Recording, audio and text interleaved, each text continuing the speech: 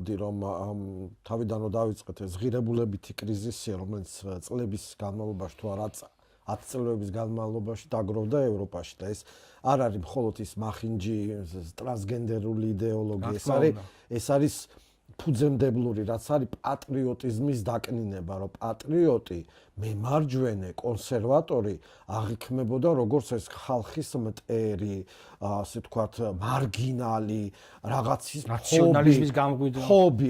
ფობი, რასისტი, ყველაფრისტი, ცუდი კონოტაციით. და ახლა რა კრიზისი აქვს, იმიტომ არის ახლა ესეთი მოგონილი თემები, რომ თავს დაესხმება იმას და იქ შეიმოიჭრება, არა. ახლა ნებისმიერი გერმანელი, შუა ევროპა ავიღოთ, ხო? რომელიც თქვათ მხარდამჭერები არიან უკრაინის. იმათ რო უთხრა რომ გამოცხადდეს მობილიზება და მოდი გამწვევ პუნქტებში არ მოვლენ, იმიტომ რომ ეს პატრიოტიზმი მათში ჩაკლულია მართველი ელიტების მიერ მრავალი ხნის განმავლობაში. აი ეს არის მათი პრობლემა, ხო?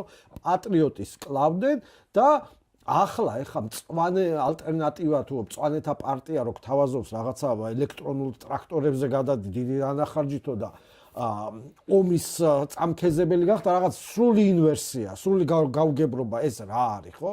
ამიტომ არის ეს მათი პრობლემა, რომ აი ეს ჩაკლული არის